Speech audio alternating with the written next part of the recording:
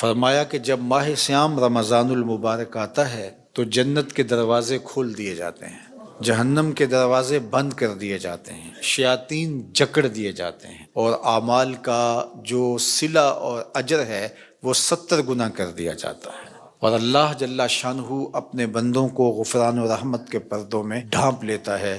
تو یہ مہینہ آتش دوزخ سے نجات کا مہینہ ہے۔ ماہ سیام رمضان المبارک اس اعتبار سے بھی بہت اہمیت کا حامل ہے کہ اس مہینے میں قرآن مجید کا نزول ہوا ہے، اس لیے اس مہینے میں کثرت کے ساتھ قرآن مجید کی تلاوت کی ترغیب دی گئی ہے۔ حضرت جبریل امین ہر سال رمضان المبارک کے اندر حضور کی خدمت میں حاضر ہوتے تھے اور قرآن کا دور کیا جاتا تھا۔ تو قرآن مجید کی تلاوت اس مہینے خاص طور پہ ہمارے ساتھ جڑی ہوئی ہے اور ہمیں اس کی ترغیب دی گئی ہے۔ تو یہ مہینہ گویا قرآن کے ساتھ جڑا ہوا ہے۔ اللہ کے محبوب علیہ السلام نے ارشاد فرمایا قرآن اور رمضان یہ دونوں قیامت کے دن سفارش کریں گے، تو اللہ جل شانہ ان دونوں کی سفارش کو قبول کرتے ہوئے روزہ دار کو اور قرآن پڑھنے والے کو جنت عطا فرما دے گا۔ یہ شہر مواسات بھی ہے، یہ ایک دوسرے کے ساتھ تعاون کا، محبت کا، ایک دوسرے کے ساتھ ہمدردی کرنے کا مہینہ ہے۔ تو اس ماہ سیام میں خاص طور پہ ہم ایک دوسرے کے ساتھ ہمدردی کے رشتے کو بھی مضبوط کریں۔ اس مہینے کے اندر صدقات و خیرات کرنے کی ترغیب بھی دی گئی ہے۔ حدیث پاک میں آتا ہے کہ نبی رحمت صلی اللہ علیہ وآلہ وسلم ماہ سیام رمضان المبارک کے اندر اس کثرت کے ساتھ صدقہ کیا کرتے تھے کہ جیسے تیز ہوا چلتی ہو۔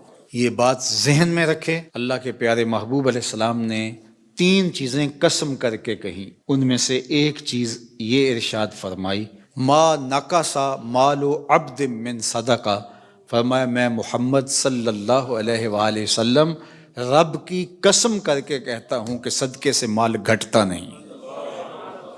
اس لیے کثرت کے ساتھ صدقہ و خیرات کیجئے، یہ مال کے اضافے کا سبب ہے اور یہ گناہوں کی بخشش و مغفرت کا ذریعہ ہے۔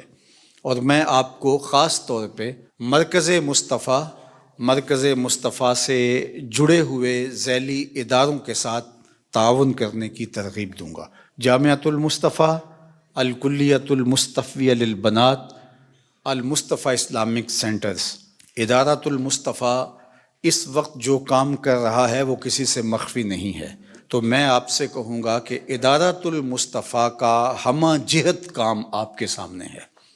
اس مختصر وقت میں اس کا تعارف آپ کے سامنے کیا رکھوں، یہ خوشبو پھیل کے اپنا تعارف خود کروا چکی ہے، اور پھر پاکستان کے اس وقت جو معروضی حالات ہیں وہ بھی آپ کے سامنے ہے۔ جو ہمارا متوسط طبقہ تھا اور غریب طبقہ تھا وہ بھی مدارس دینیہ کے ساتھ تعاون کا ہاتھ بڑھایا کرتا تھا۔ 10 روپے، 5 روپے، 1000 روپیہ ماہانہ، 2000 روپے ماہانہ لوگ دیا کرتے تھے، لیکن وہ اپنے گھر کا کچن چلانے سے بھی تنگ بیٹھے ہوئے ہیں۔ تو اہل خیر کو خاص طور پہ میں کہوں گا کہ وہ ان مراکز کے ساتھ کھڑے ہوں۔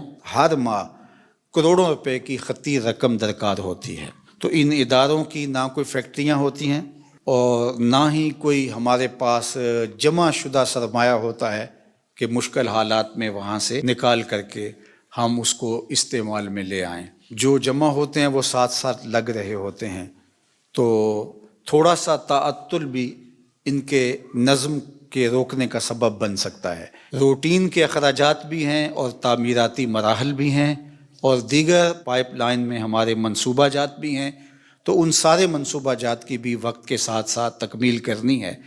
جو ہمارے اہداف ہیں وہ تو وسائل میسر آئیں گے تو ہم ان کو آگے لے کے چلیں گے، لیکن جو کام روٹین کے ساتھ چل رہا ہے اس کو تو رکنا نہیں ہے، اس کے لیے تو ہمیں بعض اوقات قرض بھی اٹھانا پڑتا ہے۔ تو اس لیے ماہ سیام میں خاص طور پہ ہم توجہ دلاتے ہیں۔ تو اب بھی آپ سے عرض گزار ہیں کہ مرکز کی ضروریات کے لیے جو کروڑوں کی صورت کے اندر ہر ماہ موجود ہیں، بھرپور مالی تعاون کیجیے۔ آپ دعا کیجیے کہ اللہ ایسے رجال خیر اور ایسے مخیر لوگ ادارہ کو عطا کریں جو ذمہ داریوں کو اپنی ذمہ داری سمجھے۔ حضرت مجدد الفسانی علیہ رحمہ مکتوبات میں فرماتے ہیں، ایک دانگ اعانت دین میں خرچ کرنا۔ دانگ اس دور کا سکہ تھا، اس دور میں یوں سمجھ لیجئے گا ایک پیسہ راہ دین میں اعانت دین میں خرچ کرنا دیگر مدات میں لاکھوں روپے خرچ کرنے سے افضل اور بہتر ہے۔ تو اس لیے میں آپ سے تاکید کر رہا ہوں کہ ماہ سیام کی جلوہ گری ہے تو آپ بھرپور انداز سے ادارے کے ساتھ تعاون کیجئے۔ اللہ آپ کو دنیا آخرت میں بہتر اجر نصیب فرمائے۔